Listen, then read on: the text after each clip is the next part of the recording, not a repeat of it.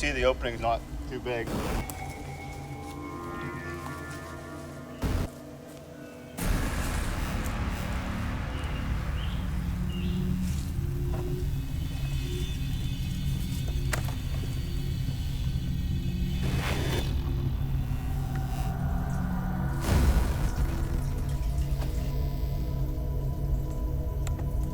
You know, seriously, this is a crazy, weird chamber, and it is in the middle of nowhere.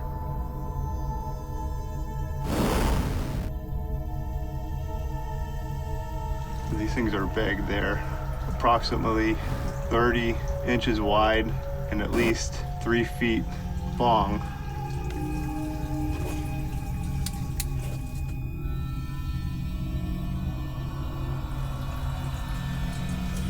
What in the hell is this? This is crazy.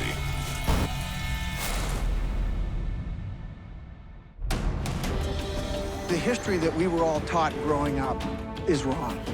My name is Scott Wolter, and I'm a forensic geologist. There's a hidden history that nobody knows about. There are pyramids, chambers, tombs, inscriptions. They're all over the world. We're going to investigate these artifacts and sites, and we're going to get to the truth. Sometimes history isn't what we've been told.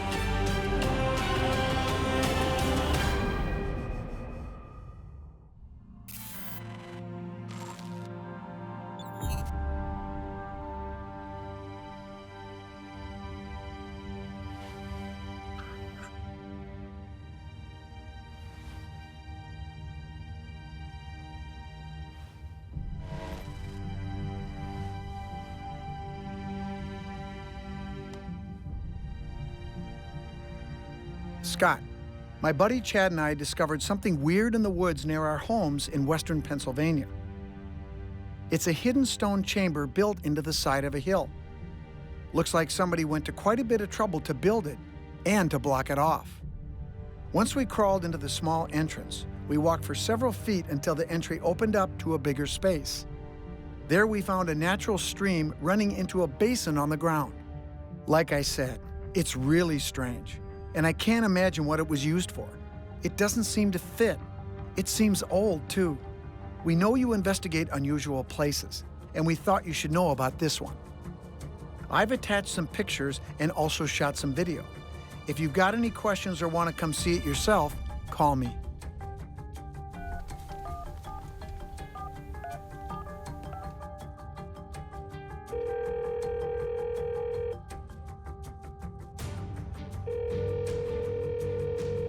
Hello? Ryan, this is Scott Wolter. I just got your email, and those pictures of the chamber are amazing.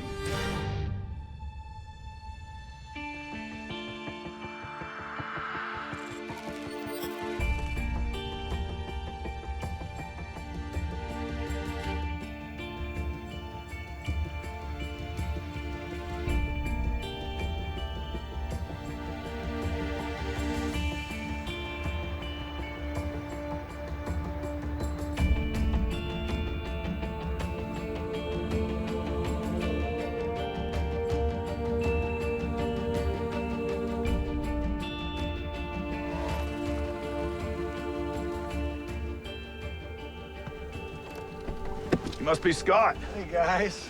Chad? Chad Snyder. How you nice doing? to meet you, sir. Ryan? Nice Ryan? to meet you, Scott. I'm anxious to hear more about this interesting chamber, this strange site you found. We have no idea what this underground chamber could be. We kind of figured you were probably the man to talk to. We've heard that you spend your life cruising around looking for intriguing sites, and I think that's what we've come across. I tell you what, as I look around here, what a beautiful area, but it's awful remote. How did you guys find this site? We were small game hunting, and we ended up coming across the entrance to this chamber. It was kind of half hidden, but it was exposed enough that you could see it was definitely a void. Wow, that must have been pretty surprising, huh? Yes. It was. Not as surprising as climbing back in there. Well, I saw some of the pictures that you sent, and it looks really intriguing. We actually took some more pictures for you. Oh, yeah. Wanted to see what you thought of these.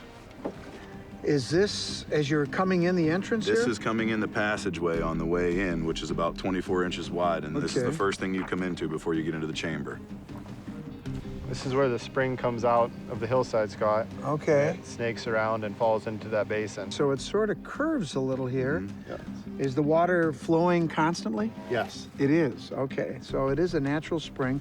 There are certain people who have a reverence for ritual bathing. Many religious groups and secret societies have rituals involving sites like this.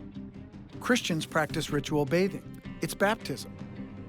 Jewish people also practice it, cleansing impurities from their bodies and souls in baths called mikvahs. Secret societies like the Knights Templar and the Freemasons would use ritual bathing as part of spiritual ceremonies. And that means they could have a connection to this chamber. You mentioned that you also took some video. Were you able to get some? Yes.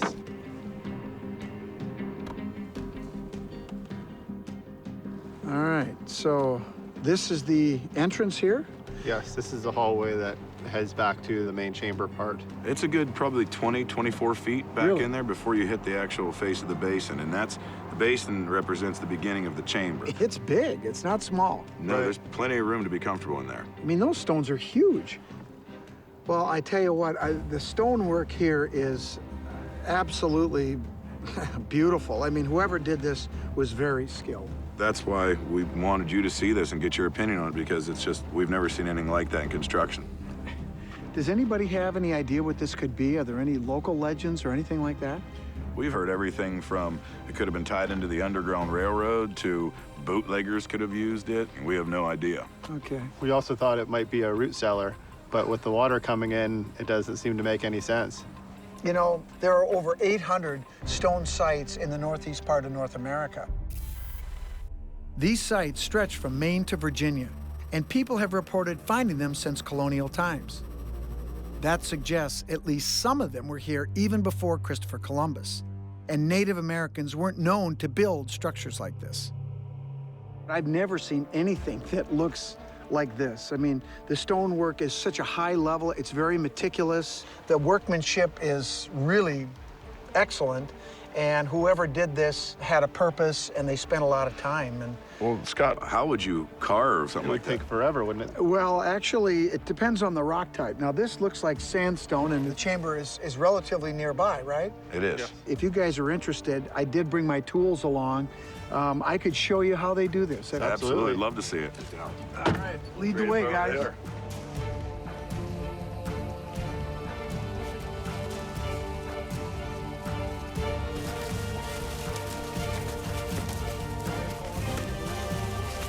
Well, we're looking for sandstone.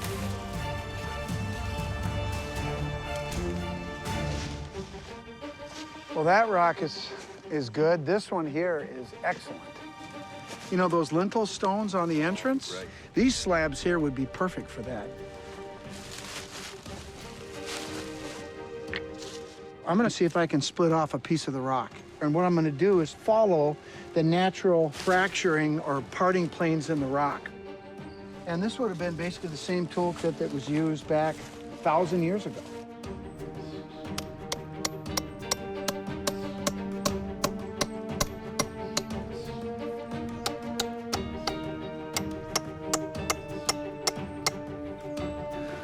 It's pretty tough, isn't it?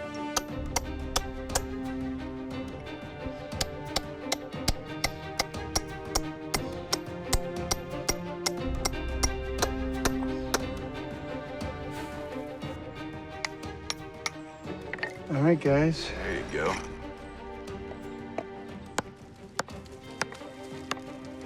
Work the edges, you know, to get a nice clean edge. This piece here could have been used right in that wall. You can see that there's a lot of work that goes into this. Now, whoever made this chamber put a lot of time. This wasn't days, this was weeks or months, probably at least 2 or 3 stonemasons working on this. And I tell you what, I'm dying to take a look at it, so what do you say we head out? We'd love to be able to take you up there, but we've been informed the landowner does not want you on their property. Me specifically? Yes. Really? What the hell is that? They allow public hunting, but they didn't want to give permission to you.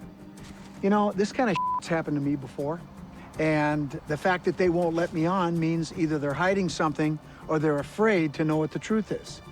And, you know, it's really disappointing. Damn it. You know, places like this, they need to be studied, not hidden away. And I'll tell you what, if I can't do it, would you mind going back in there and doing some work? No? I'll tell you exactly what I need to know so that I can get to the bottom of this thing. So I can tell you who built it, when they built it, and why.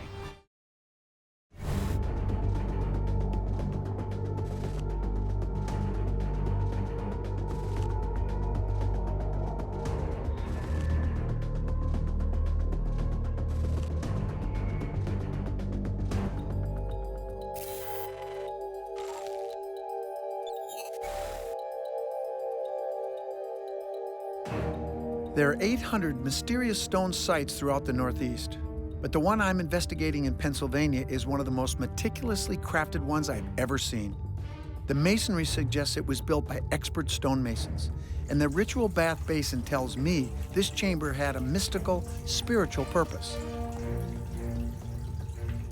I have a hunch there's something unique that connects all the chambers in the Northeast. One way or another, I'm going to get what I need to figure out if I'm right.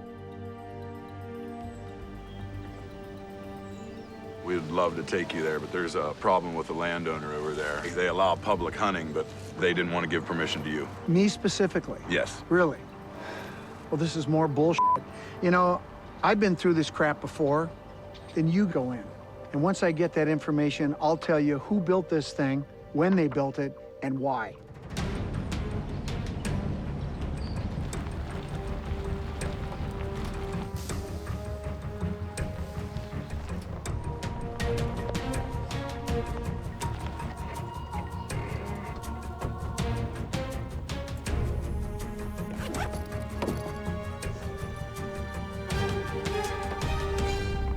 All right. Ready to roll, huh? Yes, sir. Well, this might not be the type of hunting that you expected, but Right. this is really going to be important stuff you're going to do here. I need for you to go in and get some really precise dimensions. Okay. This is really important. This is a Brunton compass. It's a very special kind of compass used by geologists. The most critical measurement right now for me is going to be the orientation. In other words, the long axis of the entrance. See that little bubble right there? Mm-hmm. Okay, you want to get that in the middle. Okay. Write down that number. Okay. Okay, so that's the number I need. That's your orientation. That's an important number. That's a very important number. The other thing I need is I want the angle of the hill where the chamber is. If my hunch is right and the measurements that Chad is getting line up, I'll be able to see if this water basin feature was used for some sort of ritual on a specific day of the year, and if this site is connected to hundreds of other stone sites in the U.S. and even around the world. You know what my thinking is here? This could potentially be a really important pre-Columbian site. That ritual bathing aspect of that basin really intrigues me. The other possibility, to be quite honest with you, is it may be modern. But the only people that could possibly be associated with something like that, in my opinion, and that's some sect of Freemasons. Probably in the late 1700s. Freemasonry is a fraternal, invite-only society that many people believe evolved from the Knights Templar after the church abolished the order. The two groups share the same symbols, like the Cross of Lorraine and the hooked X. They also share ideologies like dualism, a belief that unions like male and female and heaven and earth have spiritual importance. It's up to you next, pal. All right. And here's your Brunton. Don't lose this. Brunton compass, check. It doesn't look cheap. All right. Tape measure. Tape measure, check. Good luck, Chad.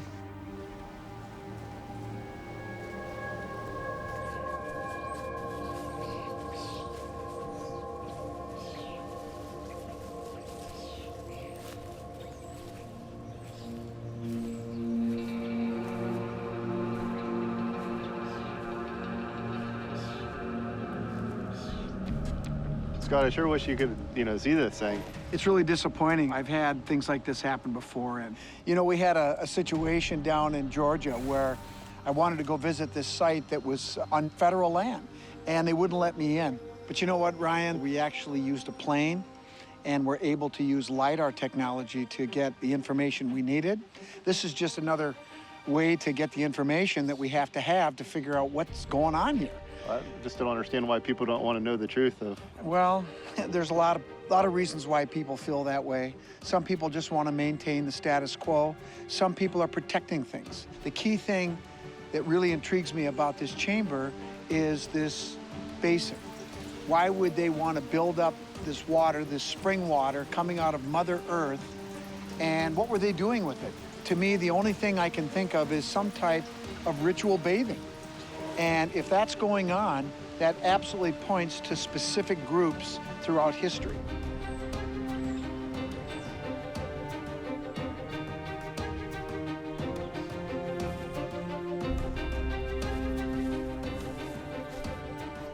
Hey, Chad. Hey, guys. All right. How are you? How'd it go? It went great. So do you have the notebook? I got your measurements for you, bud. All right. Here you go. This is the magic number right here, 300 degrees. Excellent. 300 degrees. That's perfect. That's absolutely perfect. You know why? Have you guys ever heard of archaeoastronomy? No.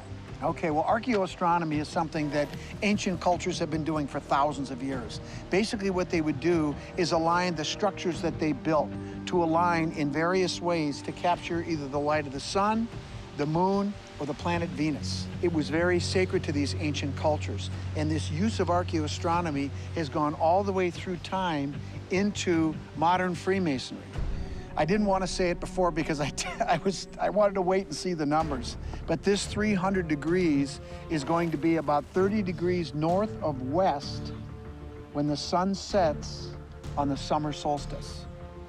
And if I'm right, that long entrance into the chamber will allow the setting sun on the solstice, the summer solstice, to come all the way through into that chamber. We have to find out if that light does come through that chamber because it's critical. So what we need to do is I have to replicate and have somebody build a chamber using your dimensions. And these numbers look really good. I think you got everything, didn't you? I got everything you asked Yeah? for. We are in great shape. I wish I could have done it myself, but I wish you could have, too. more than one way to skin a cat, and we're gonna skin it.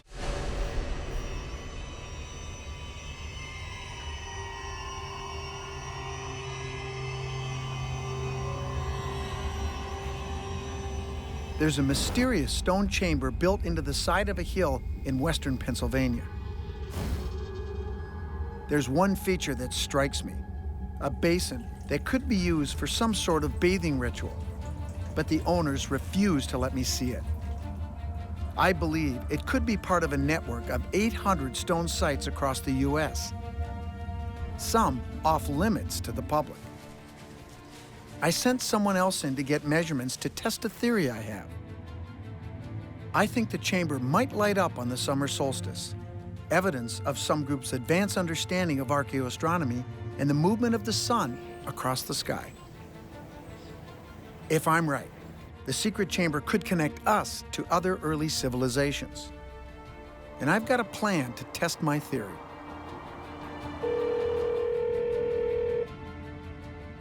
This is Carrie. Hey, Carrie, this is Scott Wolter. I just found out about a mysterious underground stone chamber in Pennsylvania, and I'm wondering if you could help me out by building a model. Yep, I can do that. I wasn't able to go in there and look at it myself, but I do have pictures, I've got some video, and I have dimensions that were sketched out. I also think that there might be a solar illumination going on inside there, and that's why your model will really come in handy. If we can prove that, we've really got something. So, you up to the task? Yep, definitely.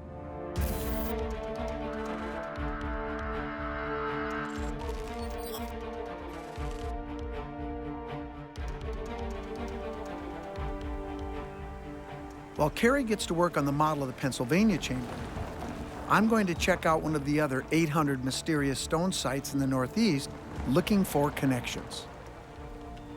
Unlike the stone chamber in Pennsylvania, the owner of this site isn't denying me access.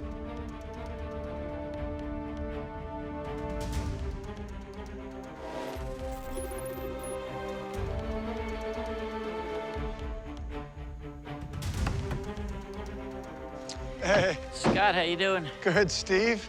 So I'm really excited to take a look at this site today. Well, there's about 800 different mysterious sites in New England. This is one of the finest examples with stone walls and standing stones and megalithic chambers. I was here a couple of years ago. Unfortunately, it was pouring and we got chased out by the weather. And so I was really anxious to come back. Okay, great. Let's get started. Okay.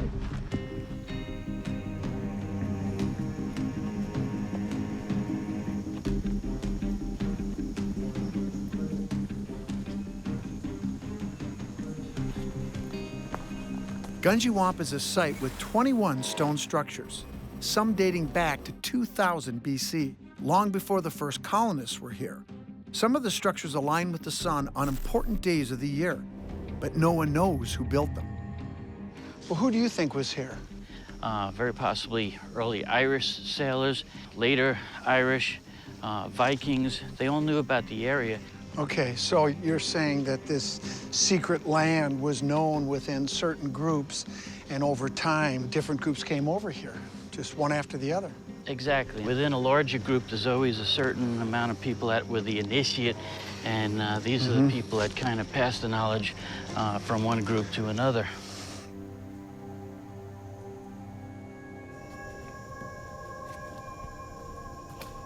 The calendar chamber is just ahead. Gungywamp is well known for its calendar chamber. It's a working calendar, like similar structures found all over the world. Whether they're temples, standing stones, or chambers, these calendars were used by ancient people to track important astronomical days of the year. This is it. This is the calendar chamber. They call it that because twice a year it measures the equinox, once in the spring and once in the fall. You can see way in the back there, there's a hole admitting light, and this light box reflects onto a wall down here. So the light would come in here on the equinox, in the fall and the spring, which would be an important time to document. Planting in the spring, harvest in the fall. So certainly that would be important, if not sacred. How big is this thing? Chamber is about 18 feet long, about 5.5 feet high. Once you crawl through there, you can actually sit up. Okay. Well, let's take a look. Look at this here.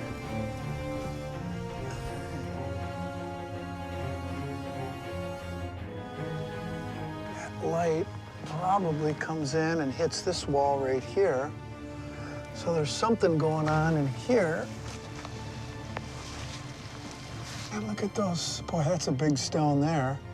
And that's probably about 3.5, 4 feet. You could easily sit in there.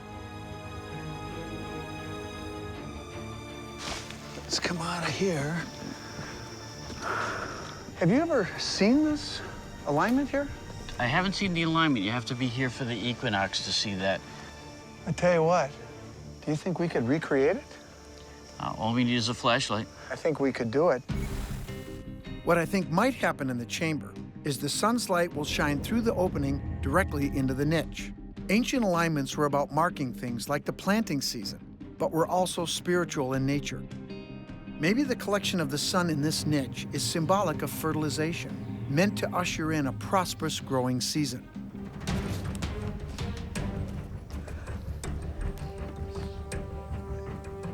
So we need to set up an east-west line for our equinox line. Boy, that's east-west, right on. I think this is a good line right here, but I think you're gonna have to hold it up and angle it down there. And just, if you stay lined up with those lines and keep it low, I think it should be good right about there. Give you the okay in just a sec. Okay. If the beam of light at a precise angle hits some sort of stone chamber marker, then we know it was probably built with some calendar purpose. All right, Steve, go ahead, turn it on. Here goes. Oh, holy sh**, look at that. It works, Scott. It works. We definitely have the east-west equinox alignment. No question about it. We know it's certainly a calendar chamber. My #1 suspect is that the Irish built it. The Irish have been building monuments from 3500 BC. The greatest one is still in Ireland, Newgrange. Newgrange features one of the greatest solar illuminations and examples of archaeoastronomy in the world. The white quartz structure has a light box over a strategically placed doorway. When the sun shines through the light box on December 21st, the winter solstice, it casts a beam of light 90 feet into the structure, illuminating the chamber. So you think those people may have come over here and built this? I definitely do. I definitely think there's an unbroken stream of knowledge that was passed down from 3500 BC all the way to, say, the Irish monks that came over around 500, 600, 700 AD. I've heard of the legend of the famous Irish monk, St. Brendan the Navigator.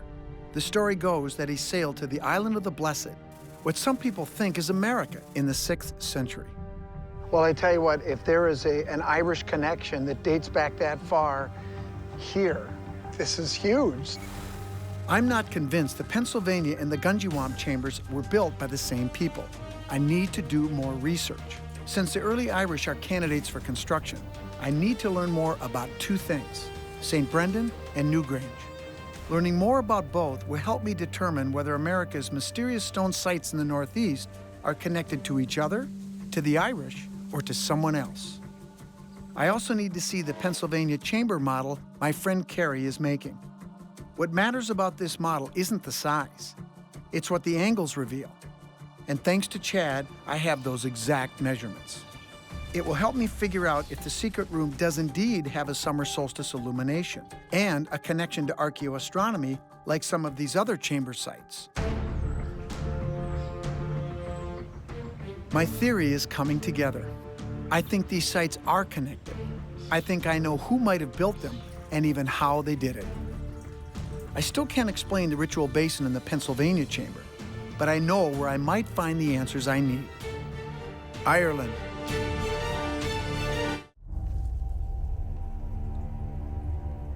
I'm trying to figure out who built what looks like a ritual bath chamber in the middle of the Pennsylvania woods. This site is actually just one of about 800 mysterious stone sites hidden throughout the Northeast.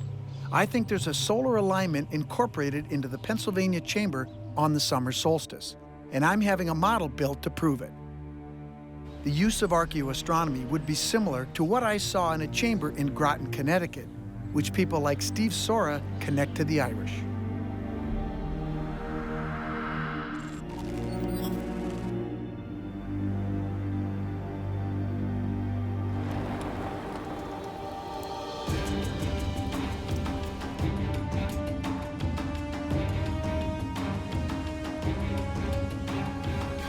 The ancient Irish were masters of solar alignments, but they weren't the only ones.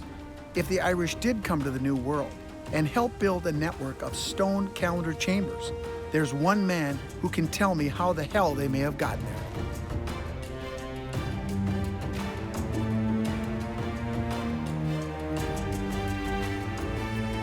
Tim, Scott Wolter.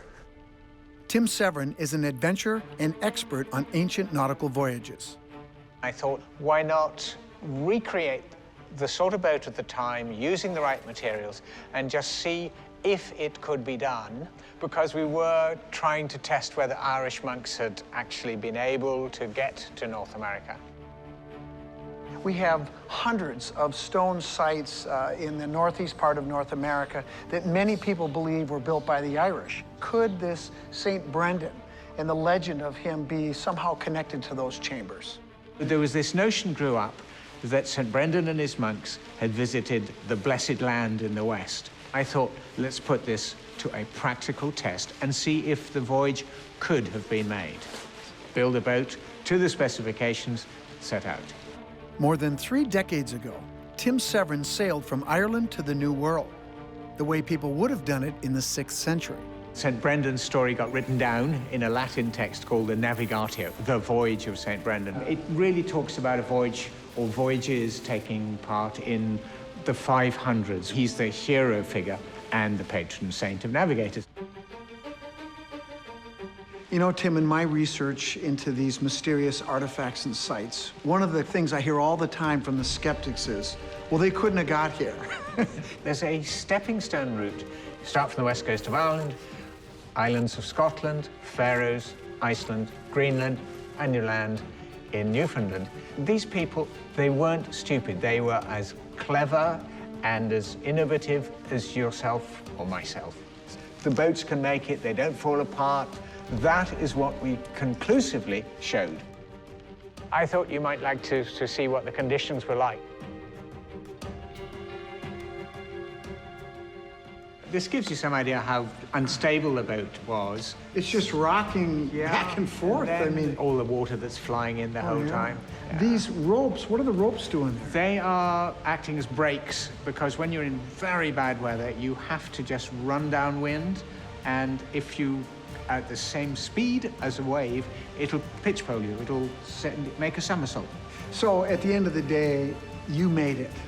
And, we did. Okay, Yeah. and what this tells me is that the early Irish could also have made it. Absolutely no doubt that they had the technical ability to get there. They had the sea skills and they had the technical skills in that they built boats fully capable of that journey. Tim Severin's leather boat isn't proof St. Brendan and his crew made it to America, but it's evidence that they could have. And if they made it, the Irish could be responsible for the stone chambers I'm investigating.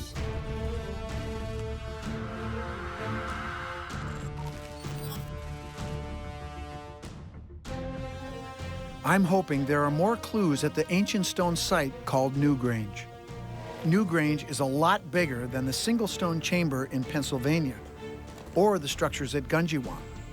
But one thing all three places have in common: unique construction to showcase important days of the year. I'm meeting up with Alan Butler, an old friend and colleague of mine. Well, stranger. How are you doing, mate? Good to see you, Alan. Trying to get to the bottom of who built these 800 mysterious stone sites in the northeast part of North America. Yeah. And I think there's a possibility the Irish could be involved, so that's why I'm here at Newgrange. This place dates back to 3,200 BC. Really? Which is nearly 1,000 years before the pyramids. What do you think was its purpose? Why did they build Newgrange? Well, it's actually called a passage grave or a passage tomb by archaeologists. But I don't really think to call it a tomb of any kind does it justice. I think it would be more likely termed a temple. So, Alan, who built Newgrange? Oh, it's quite naturally accepted that this place was built by ordinary Irish farmers. Very clever ones, but that's what they were back in the late Stone Age. So, is there anybody who thinks that this could be connected to the legend of St. Brendan the Navigator? Well, there's a big gap in time between the 6th century AD and 3,200 BC. So, at first sight, no, but yet there is a connection because Brendan is famous for his oceanic and sea navigation. The people who built this place back in the New Stone Age were great sailors as well. All the rocks we see around here, big as some of them are, were brought here by water. Look at those spirals. I've seen those before. Both in Arizona and Georgia, I saw spirals exactly like that carved on rock, and one of them was, in fact, a mound that was shaped like a spiral. And we know that they did it at those sites, incorporating archaeoastronomy. There's got to be a connection here as well. Whoever made them had a really good understanding of geometry. Most experts are pretty sure that spirals have something to do with their comprehension of the passage of time. We know now that they measured it by the moving planets and stars, so it amounts to the same thing. The passage of time, mathematics, and all of this is all tied together. The early Irish people's understanding of the universe, as demonstrated by these spirals, is important. It's what could connect this sacred place to Gunjiwamp, to the Pennsylvania Chamber, and to other forbidden stone sites in the United States. And the illumination that takes place here on an important day of the year, the winter solstice, fascinates not just me, but tens of thousands of people. It's of such massive interest that at least 35,000 people each year would like to view it. So they have a lottery, and the 100 winning people get to see it. So only 100 out of 35,000? I'm afraid so. After walking through the site with Alan, I learned that on the winter solstice, the rising sun enters a light box over a doorway at Newgrange. Its beam of light runs down a passage and eventually illuminates the floor of the chamber. This solstice event is incredibly precise. Today, the light enters at 4 minutes after sunrise. 5,000 years ago, the light would have entered exactly at sunrise. It's the same kind of archaeoastronomy I think might be in play in Pennsylvania. I didn't see it myself, but there's a chamber in Pennsylvania that some friends of mine have documented all the dimensions, all the parameters of it in detail, and I'm gonna recreate that chamber. The way it's oriented, it looks like to me we may have a similar event that happens there on the summer solstice as the sun sets in the west. I'm wondering if there could be a connection between this tradition of building these chambers, these ancient sacred sites, with the people that built this mysterious chamber in Pennsylvania. I came to Ireland to find out if Irish monks could have built some of the 800 mysterious stone sites in the northeastern corner of the United States. After seeing Tim Severin's boat and learning about the illumination at Newgrange, I have no doubt the early Irish could have made it to America and brought their knowledge of archaeoastronomy with them, and perhaps could be responsible for the chamber I'm investigating in Pennsylvania or some of the other mysterious stone sites dotting the Northeast.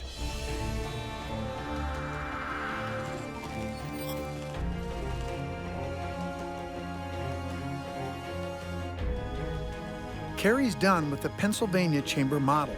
I think it's going to get me one step closer to figuring out who built that site in the woods, and if one, or more than one, ancient culture with an advanced understanding of the sun and stars are responsible for America's network of mysterious stone chamber sites. What do you think? Based on the pictures that I've seen and the dimensions, everything looks great. This is amazing.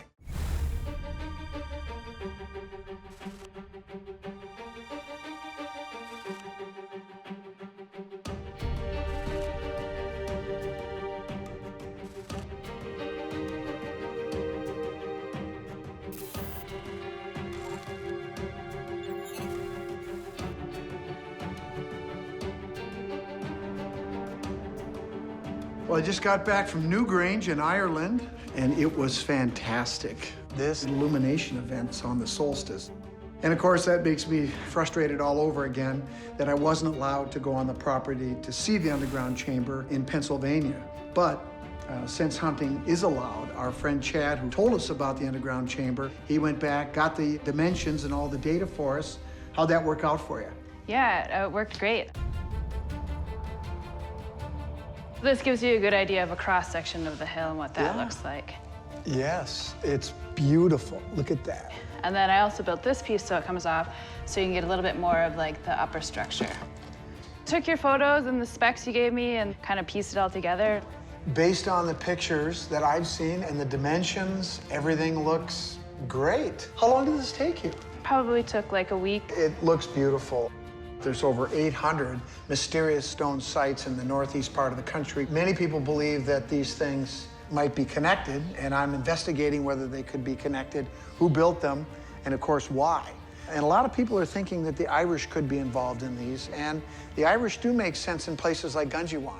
This doesn't seem to be Irish to me. Because of the involvement of the water, I think maybe the Knights Templar would build something like this. They were into ritual bathing. Or it could be somebody more modern, somebody like a secret society, maybe a Freemason group that was into this ritual bathing type of thing. You know, the water's the wild card with a chamber like this. Mm-hmm. Well, speaking of the water, check this out. Look at that. The water's coming down and it's flowing into the basin. That's gonna fill up and it's gonna overflow. Chad said it just flows into the ground and then comes out in a ravine farther down the hill. I tell you what, I'm impressed. Well, Carrie, this looks great, but there's one more piece.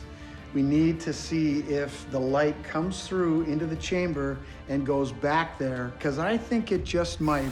What we are going to do is position the light so it exactly matches where the sun would be in the sky outside the chamber on the summer solstice. Then we're going to move the light to replicate the sun's movement across the sky to see if it illuminates the spring. The sun's position is well documented, thanks to Chad's precise measurements. I know it lines up with the chamber. All right.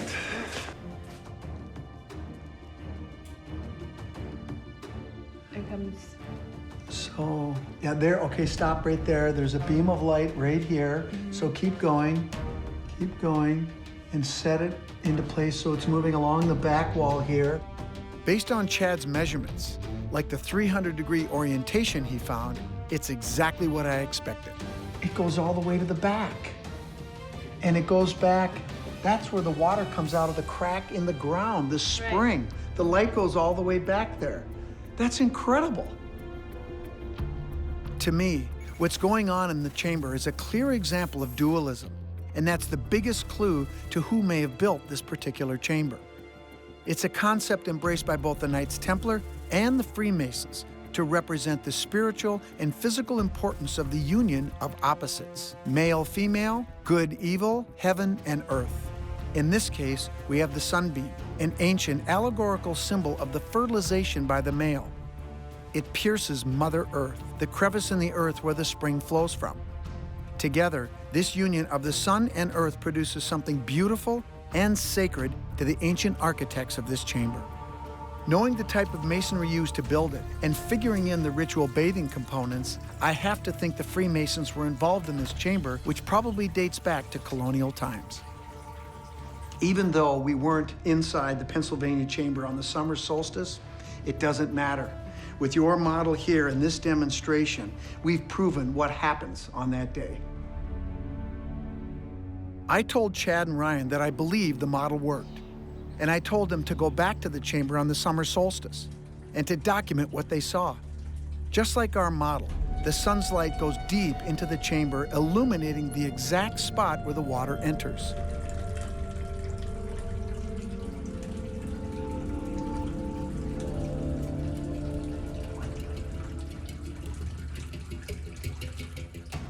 There are 800 mysterious stone sites in the Northeast. Early Irish may have built some of them, and we know they could have made it here long before Columbus. As for the secret site hidden in the Pennsylvania hillside, I believe Freemasons deserve credit for that, because of the style of masonry and incorporation of dualism into its design. Archaeoastronomy ties many cultures together throughout history. People like the Mayans, the Celts, the Irish, the Templars, and the Freemasons all have mysteries of their own, which I'm just now starting to unravel.